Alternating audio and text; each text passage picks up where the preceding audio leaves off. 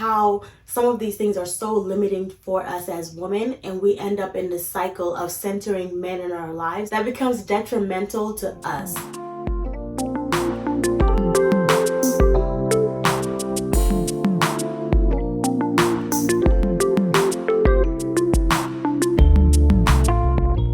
Coucou my loves, welcome back to my channel. My name is Aissatou, and on this channel I talk about motherhood, lifestyle, and culture from a Senegalese American perspective. If you're interested, I suggest you subscribe so you never miss an upload, and with that, let's get into today's topic. So recently I've seen a lot of videos, TikTok, YouTube, talking about decentering men. And really what people are talking about is kind of reclaiming your life as a woman and not making men the center of your life, whether you're dating or you're married. And the married part is something that folks don't talk about very much because of course when you're married, you're a union, right?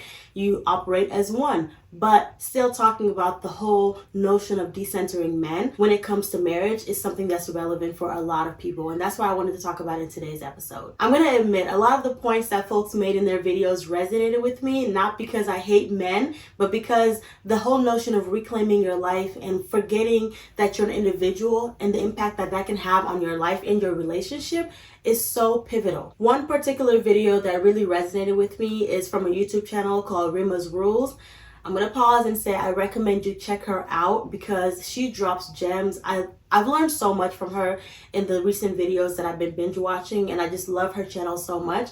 And the video that she made on decentering men so you can save your marriage, save your relationship, it was like an eye-opener for me. So I highly recommend you check out her channel, Rima's Rules. Go and subscribe to her channel and take some notes because I definitely was. So when I think back to the blog that I started a few years ago called Elle Parle Enfin, I don't even know what made me think of that name, but I was really in the stage of like rebellion, kind of, where I was like, I was really in the stage of rebellion, kind of, where there were so many rules and norms within my Senegalese community that I was like, I'm not going to be stifled by this, or I'm not going to subscribe to this just because I was told to, and I see my life going differently, yada, yada, yada. Like, there were all these things that I was thinking about when I started that blog, and I had a series on there that was kind of putting a different spin on some things that we're told growing up as Senegalese women, such as jigen dafay gatt tank, jigen dafay gatt lamiñ, jigen li, jigen la, like a lot of things that women were supposed to be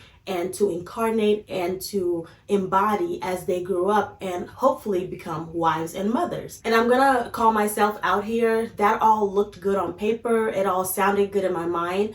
But when I grew up a little bit more and started living life, I was like, let me take a step back and think about how much can you push the envelope, how much can you push the boundaries that were placed on us by our culture and by society at large to really reclaim who you are and be an individual and living your truth and living your authenticity without sacrificing some of the societal values and cultural traditions and things like that. So what I'm saying right now may not make much sense, but as I go through my notes and talk about this whole topic of decentering men and some of the adages that we hear growing up as women, some of the impact that can have on us as adults, hopefully this will all start to make sense. For me, some of those same things that I combated and fought for in my blog and in my life, in my rebellious stage, found themselves creeping back into my life and my late 20s and my early 30s. So now being a wife and being a mother, I'm realizing some of those things just naturally happen, right? Like the whole idea of not being able to go everywhere you want to go or be able to do all the things that you want to do, motherhood will naturally kind of put some of those things kind of on the back burner as you tend to your child, as you tend to your marriage and your relationship. So there's going to be a natural flow of things, and I think that's where one word comes to mind is like nuance. There's nuance in all of these things. There's nuance in all the things that we're told growing up, but I do want to caution everyone to not take it so far as to completely believe it and think that you have to limit yourself as a woman, especially in our society and our culture, that you can't be everything that you want to be. You can't do everything that you want to do.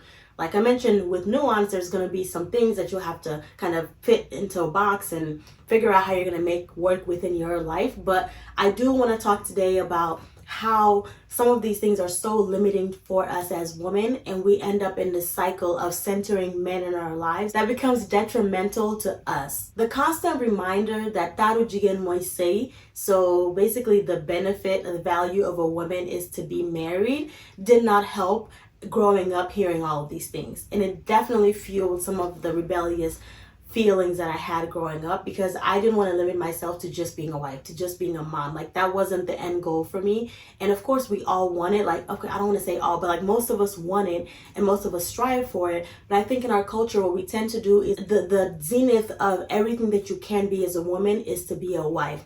I remember back when I was starting the podcast, the Jeune Maman, somebody made a point that really resonated with me. They said, we're taught how to be wives, but we're not taught how to be mothers. And I actually take it one step further and say we're only taught how to be wives. Very seldom do you see in our community where women are pushed to their greatest potential beyond wifehood. Our culture has taught us that to be unmarried is to be of low value or no value at all. You often hear folks, and I think in other cultures too, where if a woman is unmarried, you always hear like the nay sound behind it, like the, oh, how pitiful, or how sad, or I wish she got married, or I wonder why she's not married. There's always these questions of like, why is she unmarried?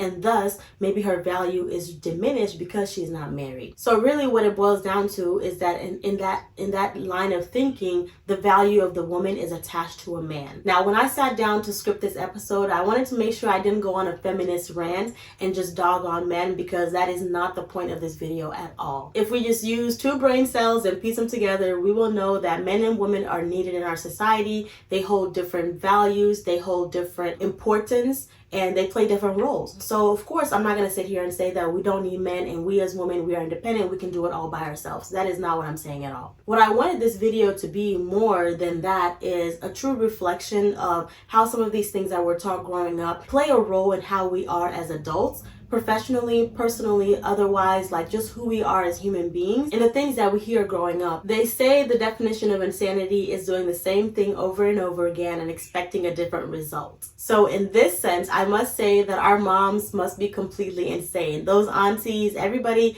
growing up who told us to do these things and to subscribe to these notions, they have to be insane, because they've been doing the same thing over and over again, and I must say the results have not been satisfactory. So many women are out there complaining about being dissatisfied within their marriages, being dissatisfied with their lives, their potential being limited because they completely put everything on the back burner and focused on being good wives first and foremost. And on top of that, they raise their sons to do the same thing. So think about this. In a household, Senegalese household, typical, women will probably be in charge of taking care of the cooking, the cleaning, upkeeping the household, while a lot of men are just expected to provide, and that's enough. I mean, I've even heard like where if you're dating someone, or if somebody is trying to date you, let's put it that way, and you don't think he's attractive, and you bring that up to your mom or your aunt or women around you, they'll say like, good, like as long as he's able to provide for the household, that's all that's necessary, and he doesn't have to be attractive. Like, I think there's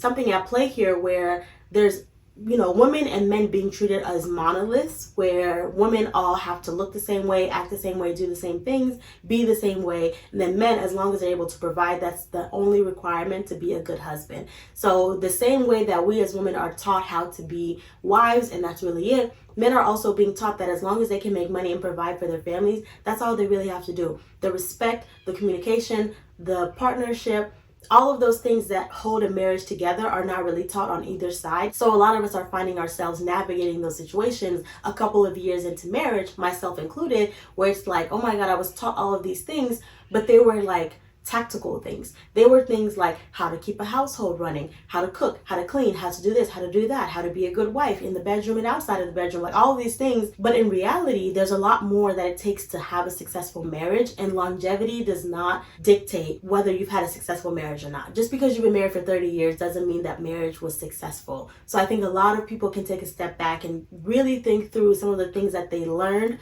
unlearn some things, relearn some things, and become more well-rounded individuals. And I'm going to focus the rest of this video on women specifically and the whole notion of decentering men, and why the things that we were taught growing up actually are a detriment to who we are today and how we can make our marriages more successful. The idea in Rima's Rules, that video, she talked about it, how decentering men can actually help your marriage be more successful, which is such a contradictory thing when you think about it. Like, oh, you know, if I'm not friends with my husband, or if I don't center him and make him my world, my give him my undivided attention, wouldn't that mean my marriage would fail? But no, in reality, a lot of the things that we do today to make our men happy are actually what's breaking our marriage, because some of those foundational things are not there. Some of the other intangibles are not being met on either side. So we end up in this frustrating cycle of women being frustrated, feeling like they're being taken advantage of, or feeling like their needs are not being met by their partners. And I can't speak for the men. If you want to talk about that, start your own podcast. I can't speak for the men's perspective, but I think you have a lot of miscommunication and a lot of gaps that can be addressed when we start really looking at this idea of being married, being a union, but also being two individuals at the same time, because at the end of the day, you are two individuals, Anyways, let me keep going. So instead of going on a rant and just talking in general, I wanted to ask some critical questions and get your guys' thoughts on it. Let me know in the comments what you think of these things below, and let's just have a conversation. So the first one that I have is, why is a woman's value solely attached to marriage? In Senegalese culture, if you're unmarried, it's almost like you're garbage. People have such pity on you. People have such negative feelings. Like, it's like you don't have anything that you have to live for. And we've heard about it when, it comes to like artists like Kumba Gawlo. She's a successful musician. She's accomplished so much in her life. Anytime her name comes up, one of the first things people talk about, oh, is she still not married? Did she ever find a husband? Like, that always seems to circle back. And we've seen that with other types of successful women in other cultures as well. Like Oprah's been, and I don't really like Oprah, but anyways, she's been in a long-term committed relationship with her partner, but people always talk about her being unmarried. So it's not solely in the Senegalese community. That shows you that there's something deep rooted in there that we have to talk about. Like, why is the woman's value only attached to a man and only attached via marriage? I touched on this a little bit earlier, but the second question when it comes to critical thinking that I wanted us to talk about was, why are men not taught how to be better spouses in our Senegalese community? I don't know what kind of formation, what kind of training, instruction manual they're given, but I think a lot of men struggle in the marriage department because growing up they are taught that as long as they are a provider, that is sufficient, that they just have to be able to keep the household running financially and they will gain the respect of their spouse and they don't really have to do much else. So a lot of men struggle with communication issues. Women do as well, but definitely men, because also they're taught not to be vulnerable, not to share their emotions, not to share the struggles that they go through. So men also go through a lot. Having a household and keeping it running is very, very cumbersome. And we're actually in a point right now where, I know Islamically, men are in charge of the household financially completely. Like, your wife's money is her money and your money is y'all's money. But we're at a point economically and the way that the world works today, most people have two-income households. So the woman and the man are working, and that adds another dynamic where what the man was taught growing up was, as long as he's a provider, he's going to have what he needs within his household. Now, if his wife is working, the dynamics change. Maybe the respect level might not be there as much, or the communication structure has to change so that the household keeps running in a smooth way. That's not something that can be taught, but it is something that we can talk about and hopefully shed some light on the issues that couples are facing every day in their marriages, in their couples, in their relationships, and hopefully come to a better understanding of knowing that the things that we were taught before may not be as applicable as they were in the past, and how can we move forward and make better households, raise our children to be better so they don't have to go through some of these same things. And the last question that I want to ask is, why is this so normalized? So I know I'm kind of speaking in circles. Hopefully by the end of this video, it'll all come together. But there's a lot of things that are normalized within our culture. One thing that I want to talk about in particular is, as a young girl growing up, you're taught that "Jigéen buy sëy du am ay xarit." And I hate that saying. I really hate it. What it translates to is, a married woman shouldn't be friends with other people. Like, your husband should be your best and only friend. Going back to the nuanced word, your husband needs to be your friend. There has to be a friendship within the relationship for it to work, for it to be cohesive, for it to be fun. But I don't think your husband should be your only friend. I think it's very unhealthy to tell a girl growing up, to tell a young woman who's married, that she shouldn't have friends outside of the relationship. Going back to the idea that we are two individuals, you need other outlets in life. You need other people to interact with. And if your husband or your wife is your sole friend, you're going to end up feeling stifled. You're going to feel claustrophobic within your relationship because you don't feel like there's anybody else that you can or should talk to.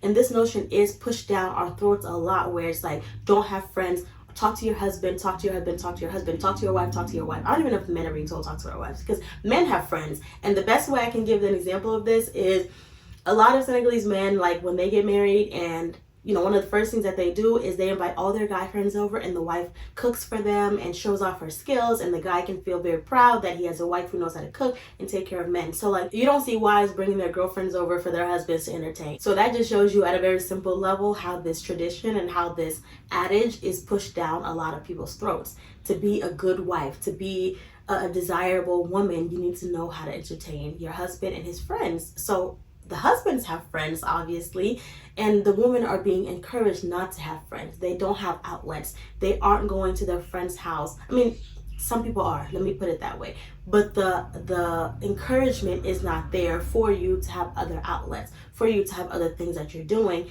And so I think a lot of women feel very stuck because all they know is their house, their husbands, and their kids. That's their primary focus in life.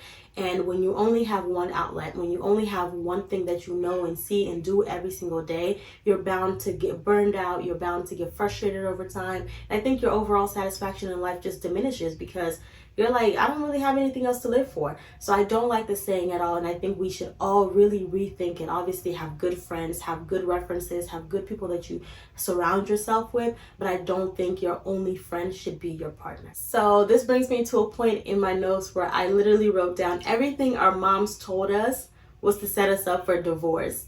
Unfortunately, and that's not their intention at all. Honestly, our moms, they have the best intentions. They want us to do well. They want us to succeed. But going back to what I said earlier about doing the same thing again and again and expecting a different result is insanity. So a lot of women are currently dissatisfied within their marriages, and they're just sticking around because they're supposed to stay married, right? Divorce is frowned upon, it's cumbersome. So they're like, you know what? I'm just going to tolerate a lot of BS and just stay married for the sake of my children, for the sake of their future, yada, yada, yada, a lot of that. So like I said, staying married doesn't mean that it's successful. But a lot of women are in those situations where they're just staying married for the sake of staying married. Their husbands are out here wilding, they're doing whatever, and they're just tolerating it. So my thought process is, well, you're doing all of these things and you're not really getting satisfactory results, but you want me to do the same thing and just fall into the same cycle or the same trap? Like, no, I'm not doing that. But anyways, people are not staying married with BS any longer. The reason why divorce rates are so high can be debated amongst many different areas. Okay, it can be that maybe women are not taking marriage as seriously as they should anymore. Maybe men are not taking it as seriously as they should anymore. Maybe there's other deep-rooted issues that don't fit within this video that I can talk about. But one thing is for certain is that divorce rates are skyrocketing in all communities. Senegalese communities, like, you hear divorces like left and right today. You hear divorces left and right, but I don't think it's a symptom of people not wanting to be married. I think it's that they're trying to apply skills that they learned or things that they've heard, and it's not working in today's time. Going back to what I said earlier, I've been going back a lot today, but going back to what I said earlier, in the past, a lot of men were the sole breadwinners and bringing money into the household. Today, a lot of homes are two-income households. So the same rules that apply for that household, a sole-income household, is not necessarily going to apply to a two-income household. That's just the way things are. That's just human nature. So if the rules change, the game has to change as well. If the game changes, the rules have to adapt to the way the game has changed. I think our culture is one that has accepted defeat kind of in the arena of marriage and just normalized a lot of things. So a husband who is cheating, not a big deal. A husband who is getting married when he should not be, like getting a second wife, third wife when he can't afford it, normalized. The woman should stay, endure, and just moon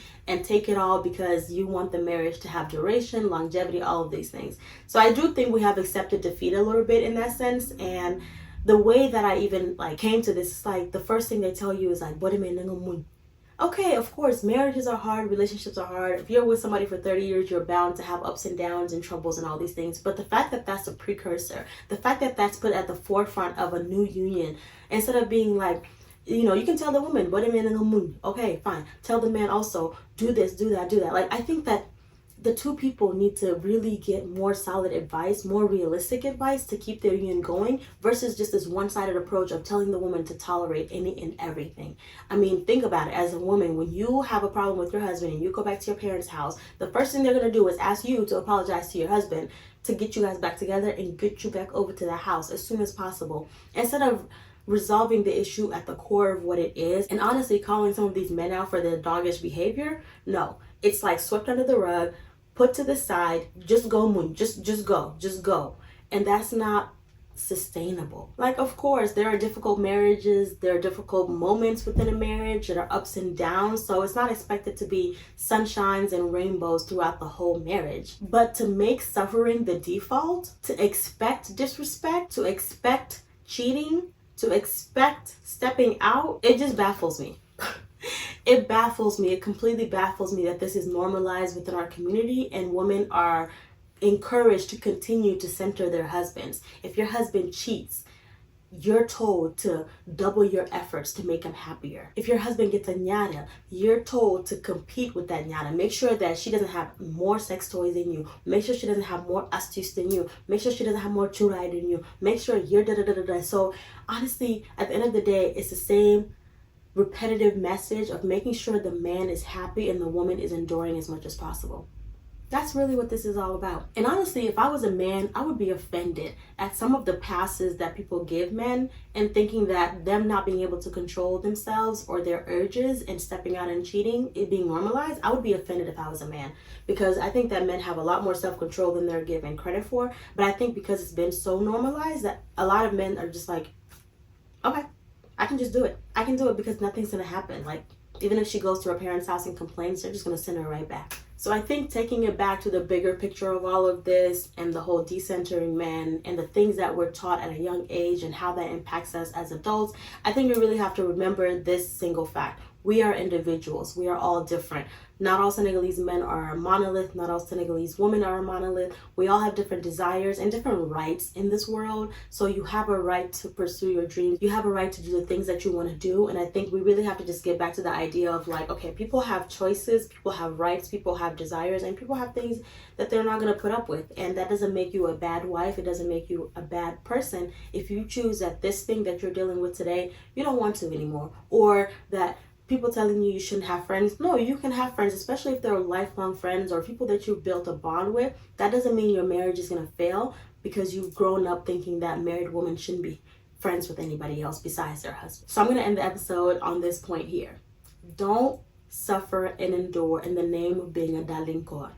Period. Okay? Do not suffer and do not limit yourself when it comes to who you can be as a woman, as a mother, as a wife, as a sister, as a brother. There's so many identities that we hold within just the names that we have. Like, you are so much more than just being somebody's wife. You're so much more than just being somebody's mom.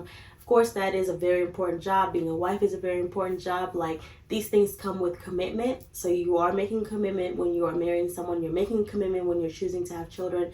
Of course, nuance. There are gray areas, there are black and white areas. Use your best discretion and let me know what you guys think about this topic down below. It was kind of hard to put together into like a cohesive video because there's just so much that I want to say, but I do want to hear you guys' thoughts in the comments down below. How do you decenter someone that you're married to? How do you decenter something that is the very essence of your being according to everything that you're taught growing up? I'd love to hear your guys' comments down below, and with that I will give you a rendezvous for the next episode. Bye.